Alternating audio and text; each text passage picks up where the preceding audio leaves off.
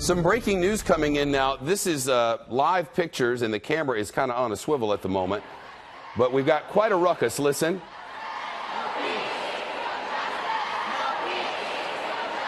Arrests are being made. This is the Hart Senate office building in D.C., the Philip A. Hart Senate office building, which is the third Senate office building and located at 2nd Street Northeast between Constitution Avenue and C Street. And a lot of protesters have been out there. They've made their way into the building. The police, just a short time ago, as we were watching while you were in commercial, ordering everybody to cease and desist, I suppose, and then began making arrests. And they are making numerous arrests as the camera tries to get a focus on all of this as the news is breaking. That's a look up into the center of the building. There's a huge, if you've visited, you know, there's a place where you can congregate and hear that area is. Listen to what sounds like a bit of chaos in there.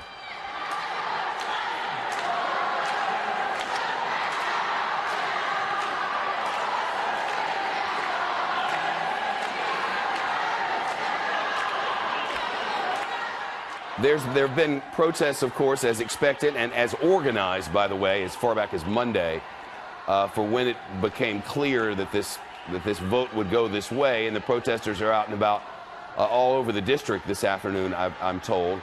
The Senate could make a final decision, as we've been reporting here, by Saturday, maybe Sunday, if this preliminary vote gets underway as scheduled.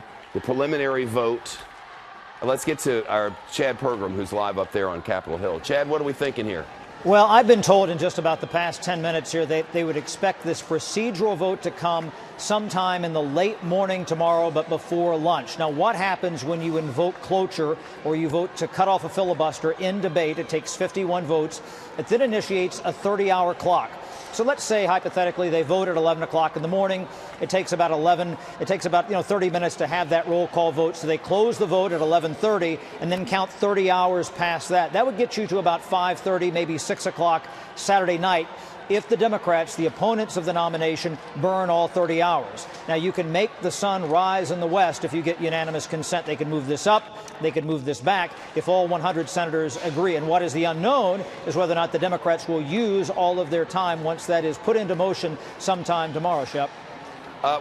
These demonstrations, not unexpected, I guess. Right. This is a big nomination. Tensions are high here. There's a lot of protesters in the building. I was just outside the Capitol, and they put up a barricade around the Capitol that only people with hard passes can get in and get out. They're very mindful of escorting senators to and from their offices and to and from votes. I followed Lisa Murkowski, Republican senator from Alaska. She left the skiff where they were briefing senators on the FBI report, took this labyrinthine path through the basement of the Capitol, through the Capitol Visitor Center, and came out on the House side. In fact, that's where I talked to her just about an hour and a half ago, and she says that she has not yet made a decision. She does say, though, that it is, quote, decision time. What we think the math is right now, at a minimum, Mitch McConnell is going to get 50 votes on this nomination. If he gets Susan Collins, holds Jeff Flake, maybe he gets Lisa Murkowski, that would be 51. If he's at 50-50, then Vice President Pence would come in and break the tie. Never before has a vice president broken a tie on a Supreme Court nomination, Shep. You're not counting out West Virginia's Joe Manchin, are you? Right, but Joe Manchin is not expected to vote yes to be the 51st vote. He's not going to pull this across the finish line. He kind of signaled a little bit yesterday that he might be leaning in that direction, but we're not sure, Shep. Yeah, if it's a done deal, I guess it's a possibility. Again, he's in the skiff, still looking at the things. Chad, stay with us if you could. We're going to follow these demonstrations. The arrests appear, you're watching with me, appear to be happening in a somewhat orderly fashion. You may have seen the comedian Amy Schumer in there, first cousin of the Minority Leader Chuck Schumer, and a big crowd out and about continuing coverage after this.